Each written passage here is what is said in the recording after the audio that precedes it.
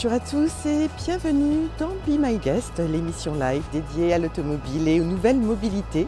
Je suis Stéphanie Cancel et aujourd'hui je vous emmène dans un endroit absolument magique, la ville d'Essaouira au sud du Maroc, où nous allons accueillir les 200 équipages de gazelles qui se sont élancés à l'assaut du Sahara il y a bientôt 15 jours. Parmi ces 200 équipages, 11 équipages de gazelles ont choisi de faire la traversée en véhicule électrique. Pour ce faire, elles bénéficient d'un parcours aménagé qui comporte le même nombre de difficultés que les véhicules thermiques. J'irai à la rencontre de 2 équipages d'e-gazelles. Le premier équipage qui a fait la traversée à bord d'un Volvo XC40, donc 100% électrique, et le second qui a fait la traversée dans un véhicule rétrofité, une Toyota RAV4 de 2012, et difficulté supplémentaire, parce que c'était pas assez difficile de faire la traversée en électrique, les organisateurs ont choisi de le mettre en compétition directe avec des véhicules thermiques, donc de ne pas bénéficier du parcours aménagé. Nous allons recueillir leurs impressions à leur arrivée. J'espère que ce reportage va vous plaire.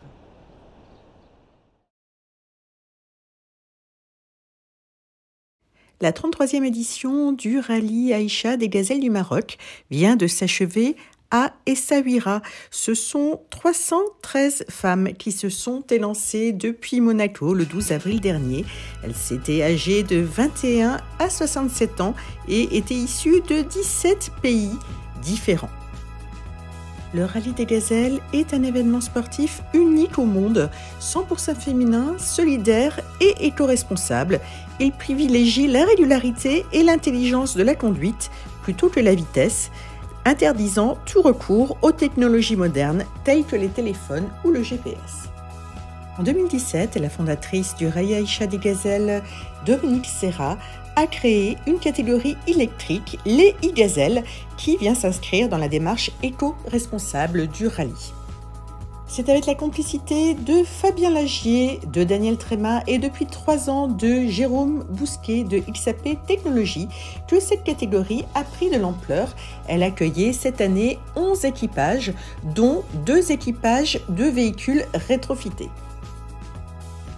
À bord de 4x4, camions, crossovers, quad, SSV et voitures électriques, les gazelles ont parcouru plus de 1000 km à travers le Sahara marocain. Be My Guest vous emmène au cœur de la fête organisée pour l'arrivée des gazelles. Nous rencontrerons 2 équipages, le premier composé de Kaori et Stéphanie, et le deuxième équipage composé de Céline et Sarah. Enfin, Daniel Tréma nous expliquera la genèse de ce projet et son avenir.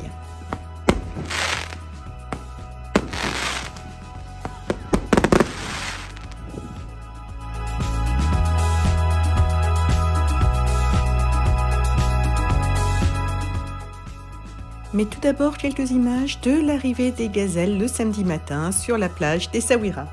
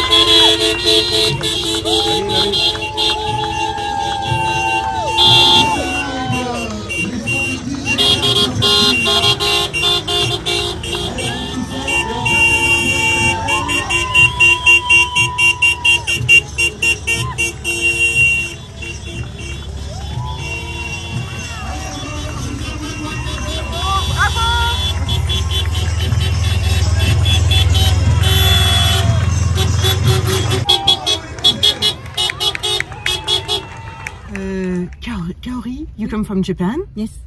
And this is not your first time on the Rallye des Gazelles, right? No, 5 times. Okay. Okay. And always electric? No, electric is this year first time. First time? Yes. And how did you like it? Not too much stress? No stress. I worried if I can go with electric for 4x4 courses, but it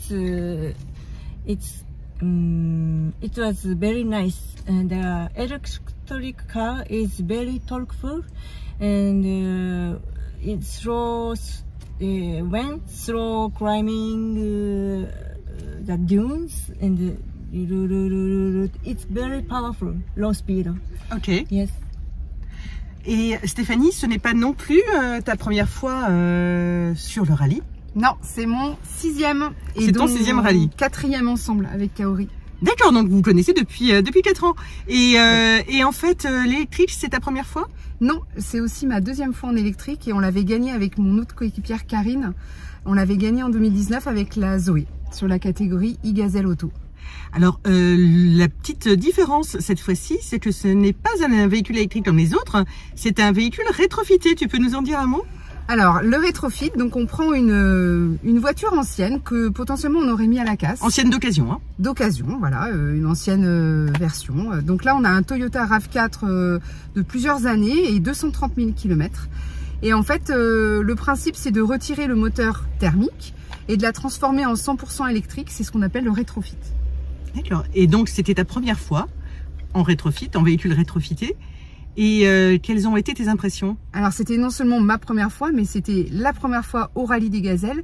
Et encore plus, c'est la première fois au monde qu'un véhicule rétrofité participe à une course automobile. Donc, c'est un événement majeur. Très bien. Et alors, pour toi, ça a été, tu as senti une différence par rapport à un véhicule électrique, j'ai envie de dire classique? Alors oui, parce que quand je l'ai fait en Zoé, c'était une 2 roues motrices. Donc là, forcément, en termes de motricité, on a un 4x4 permanent. On a donc 4 roues motrices en permanence. Donc là, évidemment que ça nous a aidé. Et on n'aurait jamais pu faire ça avec ce qu'on a fait. On n'aurait jamais pu le faire avec une voiture 2 roues motrices. Donc là, on avait l'électrique. L'avantage aussi de l'électrique, ce que disait Kaori tout à l'heure, c'est qu'en fait, on a beaucoup de couples au démarrage à faible vitesse. Le principe de l'électrique, c'est d'avoir le plein potentiel du couple moteur tout de suite. Donc ça, on a beaucoup apprécié à basse vitesse.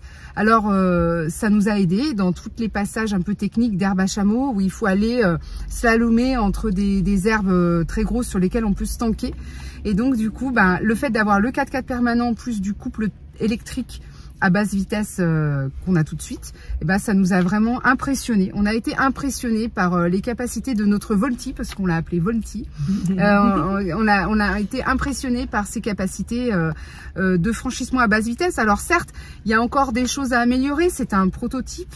On aurait aimé et on aura pour les prochaines années plus de couple, plus de puissance pour pouvoir faire des dunes plus importantes.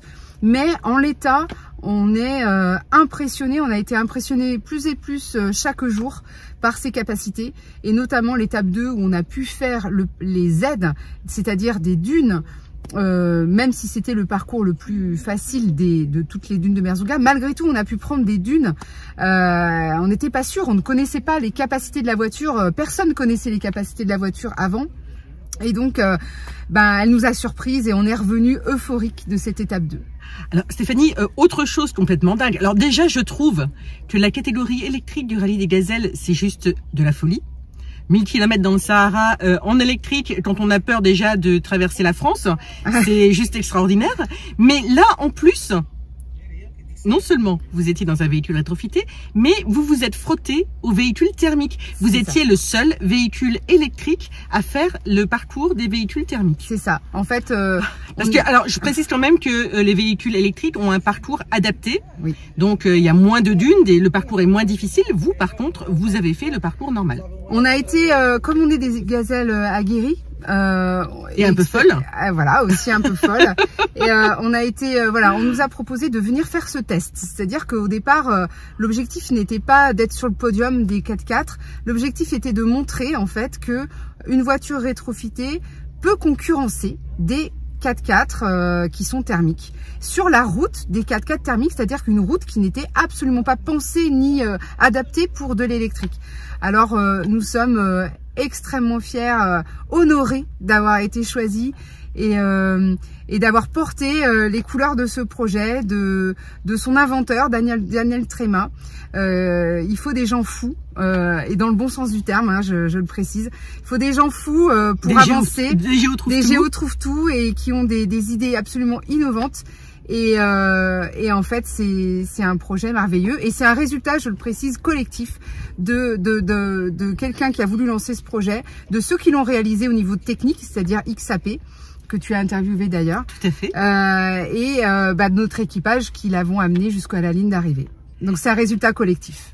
Et vous avez un beau résultat, parce que vous n'avez peut-être pas un podium, mais vous n'avez pas à rougir de votre classement. Est-ce que tu peux nous dire combien, à quelle position vous êtes arrivé? Alors officiellement, on a donc déjà réussi à terminer classé. Donc officiellement, on est 54e sur le classement des 4x4 sur 168 équipages de mémoire. Bravo. Donc on est dans le premier tiers. Après, il faut préciser quand même une chose, c'est que nous étions en test et on n'avait pas une adaptation des recharges électriques pour notre parcours, mais on était raccroché à la gestion électrique des recharges pendant la course des buggy électriques. Donc en fait, c'était des recharges qui étaient absolument pas optimum pour nous. Et en fait, si on considère, parce que donc la dernière étape, on n'a pas pu rejoindre notre CP4 par problème d'autonomie vis-à-vis de notre charge qui était imposée ailleurs. Et en fait, bon, c'est comme ça, hein, enfin, il n'y a pas de problème, on l'accepte. Le truc, c'est que du coup, on n'a pas pu faire la toute dernière journée, on n'a pas pu la reprendre dans l'ordre des CP, puisque du coup, on n'a pas pu rejoindre ce CP4 qui était le point de départ de la deuxième journée. Donc, si on compte, en fait, on a fait un calcul et une estimation qui est honnête. Si on compte tous les points qu'on a perdus parce qu'on avait des recharges qui n'étaient pas optimisées. Donc des détours que vous avez dû faire. Oui. En fait, on aurait été, le potentiel de notre équipage de Volti et de nous deux, c'est 16e. On aurait été 16e au classement général si on avait eu donc des recharges qui auraient été sur notre parcours. Autant dire qu'avec les progrès qui vont être faits d'ici l'année prochaine, vous allez être bien classé. On espère. Voilà. Donc vous avez l'intention de recommencer. Ah ben on nous le propose déjà. On nous le propose déjà. Donc on verra. Inch'Allah. Alors, quelle est l'autonomie de ce véhicule rétrofité? Alors bien sûr, ça dépend si on roule ça dépend sur quoi on roule. Là dans le désert. Dans le désert. Donc dans le désert, on va dire sur le désert, en fait, ce n'est pas que des dunes, c'est beaucoup de terre, beaucoup de rochers. Il y avait beaucoup cailloux, de vent aussi, hein. Beaucoup de vent, ben voilà. Donc on est plutôt autour de, nous on estime 130. On a fait 130 km sur un parcours avant de nous recharger. On aurait pu atteindre, enfin parce que notre batterie elle est encore perfectible, elle est encore à optimiser. Donc on aurait pu aller plus loin dans l'extraction de l'énergie de la batterie. Mais on va dire qu'aujourd'hui, telle qu'elle est dans cette configuration là aujourd'hui, on est à peu près à 130-140 km d'autonomie. Et quand il y a des parcours plus sableux, avec des dunes à traverser, ça demande plus d'énergie, on dégonfle, etc. Donc là, on était plus sur du 100-110 km. Voilà. Kaori, are you going to do it next year again? On going electric again next year and retrofit again? Okay, maybe. Yes, maybe. Okay, but congratulations. Thank you. Bravo à toutes les deux. Merci. Pour cette aventure complètement folle. Merci. Et ben à l'année prochaine. Et ben on se revoit l'année prochaine alors. Bye bye. Arigato. Arigato.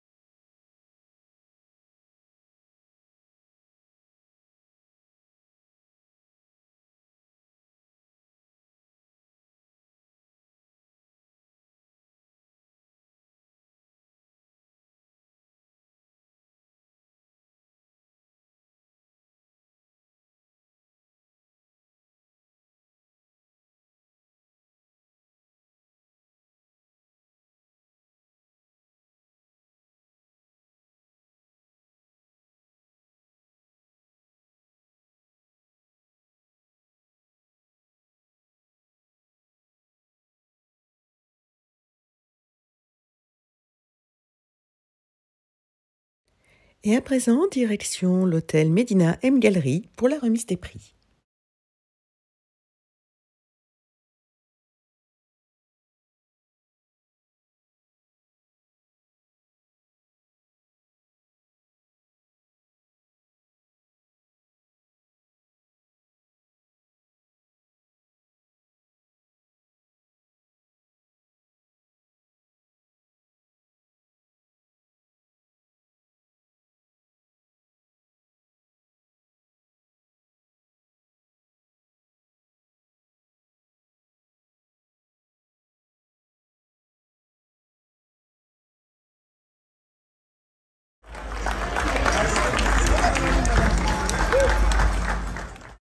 Ce sont plus de 300 organisateurs qui encadrent les participantes pendant tout le rallye.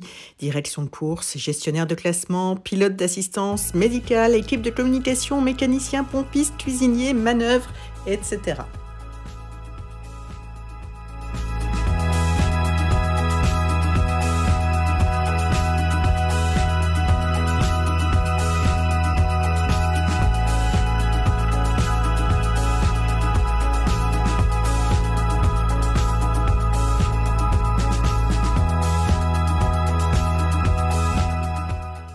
On les croyait épuisés par ces 15 jours éprouvants passés dans le désert et la tempête de sable, mais pas du tout, les gazelles ont la pêche.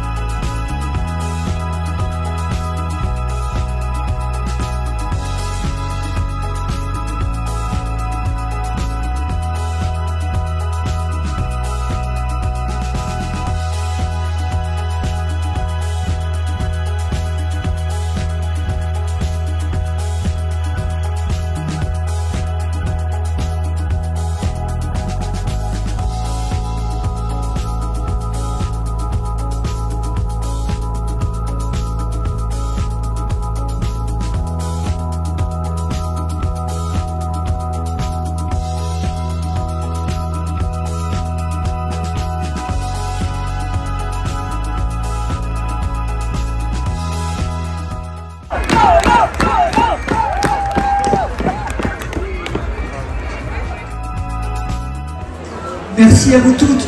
On va dérouler la remise des prix. Vous dire à nouveau combien je suis fière de vous. Vous pouvez être fiers de vous.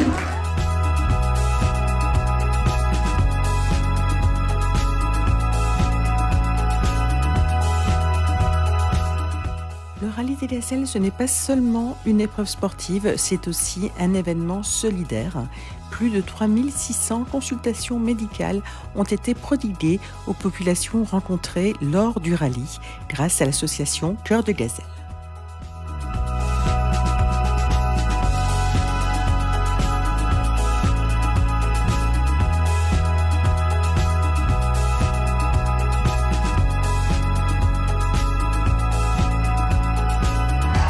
Et voici l'heure des récompenses avec tout d'abord les catégories 4x4 camions, suivies de crossover, quad,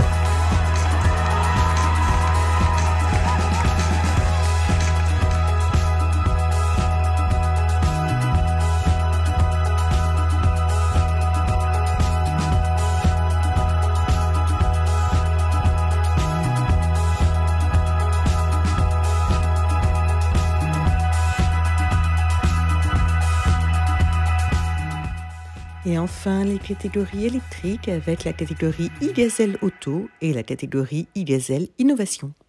Et il faut la mettre en œuvre avec des personnes et des personnalités qui sont aussi tarées que moi. Parce qu'on m'a dit ça ne marchera jamais. Et il y en a d'autres à qui on a dit ça ne marchera jamais.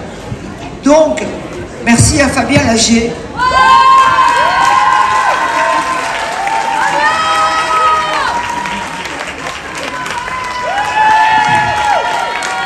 Parce que je crois qu'il a résisté à tout et qu'il a mis en place une catégorie qui fonctionne. Et je l'en remercie à nouveau. Et puis cette année, on a essayé de faire aussi autre chose.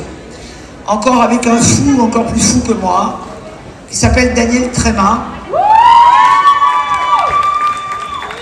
Daniel a dit, ok, il y a de l'électrique, mais il y aura aussi du rétrofit. Et je vais prouver que le rétrofit, ça peut marcher. Et je peux le challenger avec le thermique. Et ça s'est fait, et ça a marché. Merci Daniel.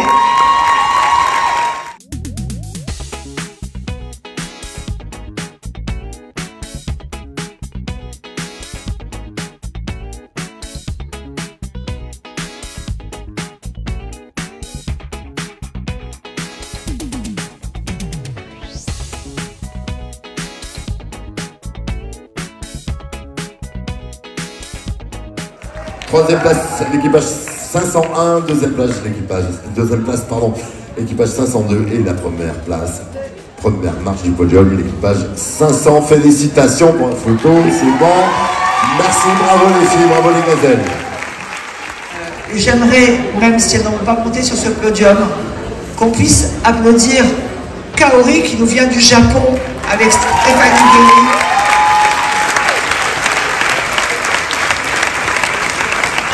Parce que ce sont elles, sur ce rallye, qui ont effectivement, avec un véhicule et un Toyota rétrofit, qui se sont challengés avec les thermiques. Et Daniel Tréma, qui tenait à ce challenge pour démontrer que l'électrique pouvait aussi rivaliser avec le thermique. Merci. Merci d'avoir fait cette expérience extraordinaire et nous avoir démontré que vous êtes en classement et que ça marche. Merci les filles. Alors, pour remettre le prix, et elles sont arrivées 54e quand même. Et nous avons nos propres équipes cette fois, Céline et Sarah. Nous sommes très fiers de vous. Il y a beaucoup d'énergie suffisante pour charger un camion électrique et les vélos et les voitures. Mais c'est aussi beaucoup d'émotions. Et spécialement avec les chœurs de gazelles. Il me manque beaucoup de mots en français, mais pour dire ce que je voudrais dire, mais à Marina, Christelle et toute l'équipe des chœurs de gazelles, Marina.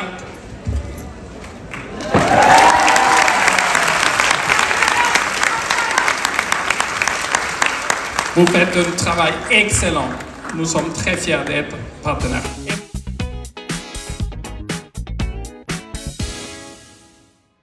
Alors, je suis avec deux e-gazelles de la catégorie e-gazelle innovation, Céline et Sarah. Bonsoir Céline, bonsoir Sarah. Bonsoir. Alors, vous avez fait le rallye des gazelles dans la catégorie électrique à bord d'un XC40. Alors, je trouve qu'en soi, le rallye des gazelles, c'est de la folie, enfin, en ce qui me concerne. Alors, le faire en électrique, qu'est-ce qui vous a poussé à faire un truc pareil ? Ce qui nous a poussé à faire le rallye en électrique, c'est de prouver qu'un véhicule électrique est capable de faire un rallye, de le terminer, de tenir en autonomie, de franchir les montagnes, les dunes, de passer partout. On voulait prouver ça. Et au-delà de ce que l'on pense, nous, on est dans une société qui nous a montré ce côté-là. Ils veulent aller vers le zéro émission. Et ça nous a plu, on a adhéré tout de suite. Et quand on nous a proposé ce challenge, on a foncé évidemment. C'est la première fois que vous faisiez le rallye des gazelles ? Oui, première fois. Et vous avez un véhicule électrique à la maison ? Non. Moi, oui, j'en avais un. D'accord. Et pas de galère. Alors, je sais qu'il y a les gens de Volvo autour, mais vous faites pas attention. Est-ce que vous avez eu des galères avec le XC40 ? Ah non, incroyable. Les seules galères qu'on avait, c'était liées à nous, mais pas au véhicule. Il nous a fait franchir des dunes avec une reprise incroyable où on a cru qu'on allait rester posé, mais non, il en a toujours sous la pédale, il est incroyable. Il nous a fait vibrer et il nous a sorti de belles galères, ouais. On en a évité pas mal. Tout à fait, parce que je pense que si on ne l'avait pas, on aurait beaucoup plus galéré et beaucoup plus eu des difficultés à franchir les chemins par lesquels on était passé. Alors, l'autonomie était de combien ? Je dirais entre 350 et 400, parce que nous, on faisait des parcours entre 130, 150 et on rentrait toujours avec plus de la moitié. Ouais. Génial.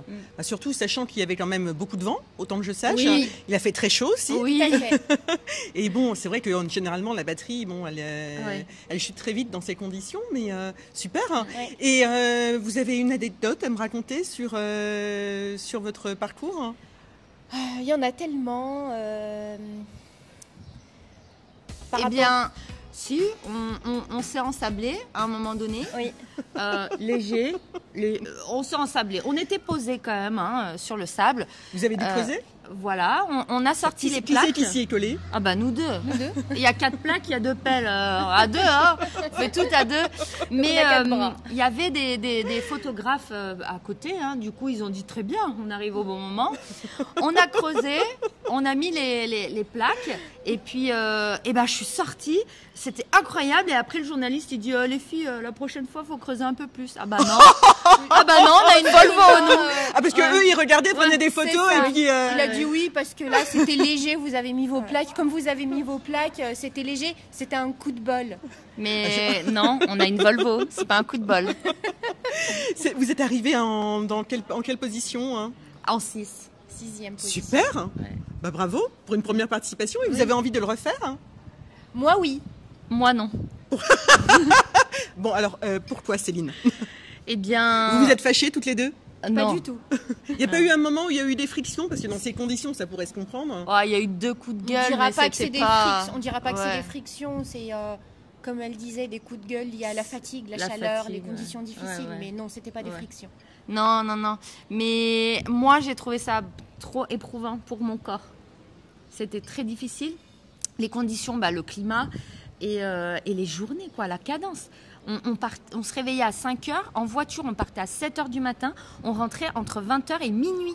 10 à 15 heures de conduite. C'est hyper intense, dans des gros cailloux, dans des dunes, à monter en haut des dunes pour voir derrière, des montagnes, on redescend, on remonte sur une autre, on redescend, on cherche les CP. Bon, j'ai laissé un peu de ma santé dans le désert, mais j'en garde quand même de souvenirs incroyables. Ça a été l'aventure de ma vie, mais elle est faite, ça y est. Alors, Dominique dit souvent gazelle un jour, gazelle toujours, hein, oui. C'est vrai ? Oui. L'esprit, oui, on l'a, c'est bon. Oui. Vous êtes fait des amis oui. Ouais. On a fait des super rencontres, des rencontres incroyables. Et d'ailleurs, on a créé un groupe, on a prévu de continuer à se voir. On va se faire un week-end. On va se faire un week-end bientôt en juin. On a fait des rencontres incroyables.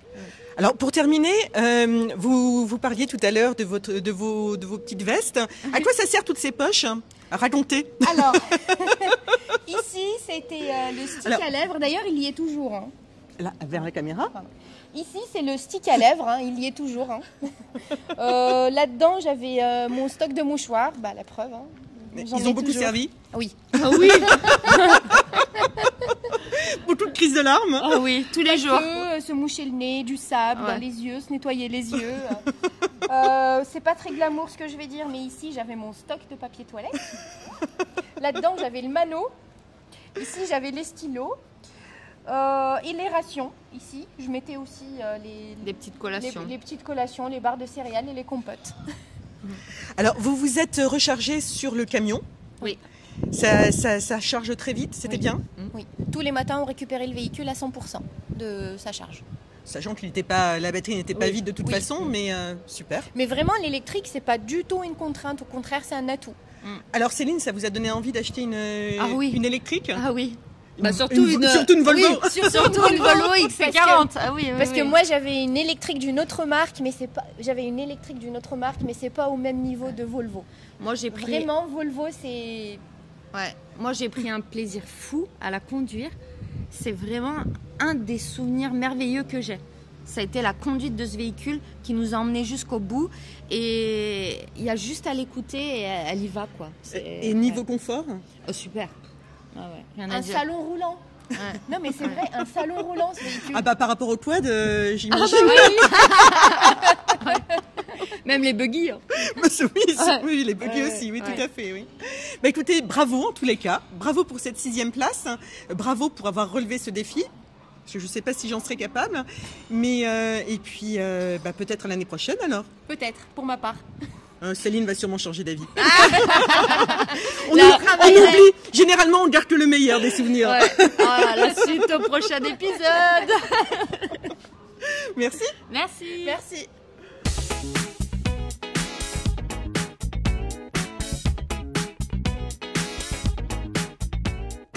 Retrouvons à présent Stéphanie et Kaori qui vont nous expliquer les transformations qui ont été faites dans leur Toyota RAV4 rétrofité.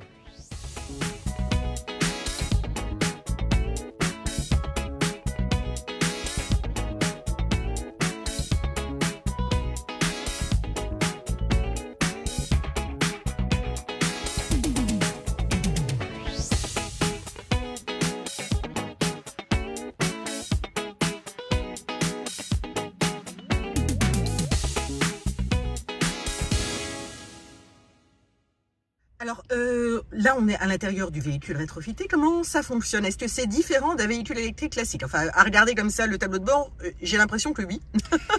Voilà, oui, c'est différent. Alors, du coup, déjà à la base, le rétrofit, c'est on enlève le moteur thermique, on enlève tout ce qui concerne le circuit à carburant, tout ce qui est raccroché à la partie thermique, et on vient plugger, on va dire, un moteur électrique avec son électronique de puissance et 2 batteries sur celle-là. Donc, il y a une batterie à l'avant et une batterie sur laquelle tu es assise pour équilibrer les masses. Évidemment, il faut quand même qu'on n'ait pas tout le poids à l'arrière pour une question de motricité. Et le principe, c'est de venir utiliser toute la transmission du véhicule d'origine. Donc là, on a gardé la transmission manuelle et tout le passage du couple sur les roues et donc le 4x4 permanent. Donc là, il se trouve qu'on a une boîte manuelle et on va démarrer. Donc là, can you please show us how to proceed? Donc là, on a un bouton d'allumage général de toute la tension de l'électricité, la partie électrique, la tension batterie. Ensuite, on met un premier écran sur tout ce qui est ACC, donc la partie consommateur. On a un écran qui s'affiche là. Là maintenant, le véhicule est prêt. Ensuite, on appuie sur On. Donc là, on est On. Et là, en fait, on a la possibilité maintenant d'avancer. Donc, on choisit notre rapport de boîte. Soit on roule en première, celle-là. Donc, on engage la première de la boîte manuelle classique.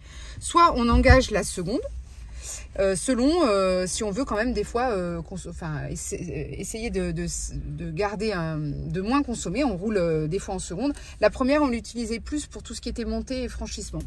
Et ensuite, une fois qu'on a engagé soit la première, soit la seconde, on appuie sur le petit D, Drive. You can do it if you want. And we can go like that. You can go. Just to show you. Voilà. Ok, génial. Et ensuite, pour activer la marche arrière, on peut soit rester dans notre rapport engagé et on appuie sur le R de marche arrière. Hop. Et là, on utilise la boîte, mais on fait tourner le moteur électrique dans l'autre sens. We can go back. Voilà. Et c'est silencieux. C'est le silence. C'est de l'électrique. Voilà. Et là, c'est le neutre. Comme une sorte de boîte automatique PRND. Sauf que ça se passe sur un petit tableau en fait. C'est ça. Et là, on a des informations de stock batterie, d'informations du niveau de batterie. On avait d'autres pages qui s'affichaient, notamment ici. On voit qu'on est à 87% de batterie. On voit le régime moteur, etc. Donc là, on avait des écrans. Et là, on avait un bouton intéressant pour activer la charge rapide, puisqu'on est capable de charger à 22 kW. Ah, c'est dingue ça. Oui. Voilà. Donc oui, quand vous alliez sur un point de recharge, vous mettiez combien de temps? Alors c'était assez rapide, on pouvait charger la moitié du stock en 1h30 à peu près. D'accord. Voilà. Donc oui, on avait une charge intéressante, 22 kWh. Enfin, 22 kW, pardon. Pour charger les 60 kWh de la batterie, ça prend 3 heures. Un peu plus que 3 heures. C'est pas mal. Voilà, ouais. Et vous êtes chargé sur le camion la nuit? Vous étiez sur le camion voilà, de Jérôme Bousquet? Voilà, c'est ça. Son camion, ouais. D'accord, super. Bon, bah écoutez, génial.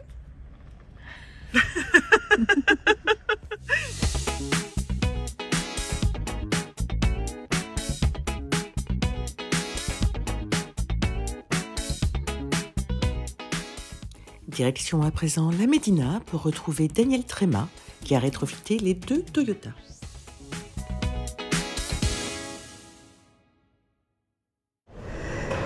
Daniel Tréma, bonjour. Bonjour.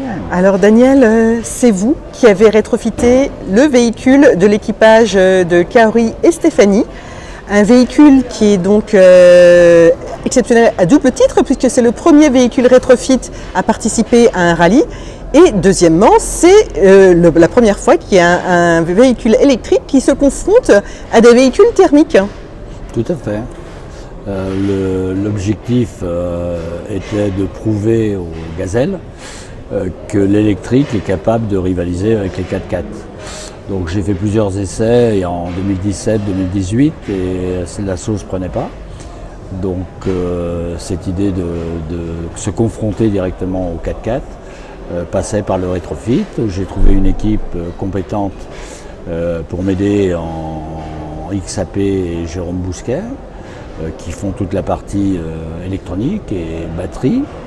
Et voilà, le véhicule a été performant, un peu moins qu'on ne l'espérait, simplement parce que c'est un prototype. Voilà, on n'a pas eu le temps de faire les essais et les 2 essais programmés, le 9 et le 30 mars sur le circuit d'Alès, ont été annulés faute de temps suffisant. Voilà, donc c'est une performance. Alors, quelle est la genèse de ce projet? C'est quelque chose auquel vous pensiez depuis longtemps avec Dominique ou Non, le rétrofit, c'est venu justement des expériences précédentes en électrique où je n'ai pas trouvé la résonance dans le public que je cherchais. J'ai donc réfléchi un peu et puis en faisant des analyses des différents moyens de rendre des véhicules un peu moins producteurs de CO2, c'est venu naturellement. Là, on utilise un véhicule qui ne produit pas de CO2 puisqu'il est déjà fabriqué. C'est un véhicule ancien. Donc on a cherché un véhicule qui s'adapterait le mieux possible à ce qu'on voulait faire. Alors ce Toyota RAV4 est de quelle année? 2002-2003. C'était des véhicules épaves? Non, destinés à la casse ou il roulait. On a les cartes grises, on a tout. Il n'y a pas de problème, ça roulait, mais les moteurs étaient à bout, quoi. Donc on démonte des moteurs et on a une double action puisque on leur redonne une nouvelle vie et surtout on dépollue le moteur quand on le sort et on le rend à la casse ou à la vente complètement dépollué. Ah, pour le coup, c'est vraiment vertueux. C'est vertueux. Et en plus, on les passe aux bornes que l'on a sur les camions et on fait marcher les groupes électrogènes avec du B100 qui est un produit renouvelable à base d'huile de colza. Oui, donc ça c'est les camions de Jérôme Bousquet. Non, c'est fabriqué l'électronique faite par Jérôme Bousquet, mais les camions m'appartiennent aussi. D'accord, oui, c'est les camions avec l'électronique d'XAP Technologies. Voilà. Voilà, tout à fait. Alors, vous aviez 2 RAV4 rétrofités engagés sur le rallye des gazelles. Comment a terminé le deuxième RAV4 ? Très bien, les 2 ont fini.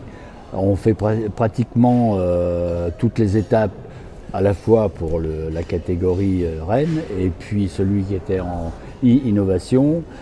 On a eu un problème de batterie à une étape, la deuxième je crois, où il n'a fait qu'une borne.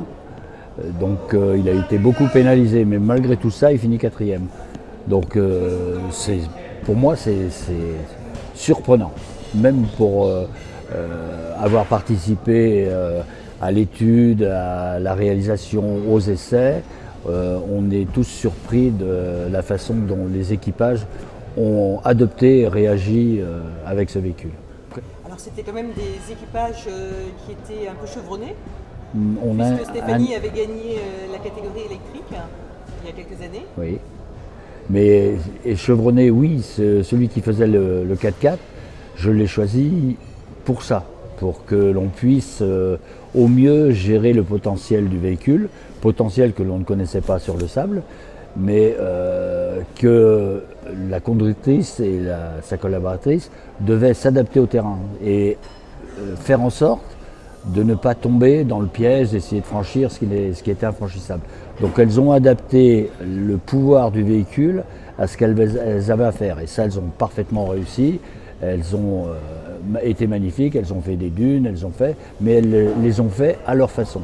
Et le deuxième équipage qui était en innovation, lui, était complètement novice. C'est deux jeunes femmes qui n'avaient jamais fait le rallye, donc assez sceptiques au début, assez dures sur les réactions et comment fonctionnait le véhicule, et qui à la fin étaient émerveillés. On franchit des dunes de 15 mètres de haut, enfin bon.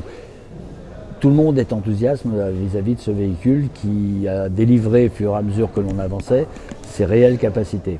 Donc ce n'est pas le véhicule que l'on aura l'année prochaine, parce que là on a appris beaucoup de choses, mais la base est très solide.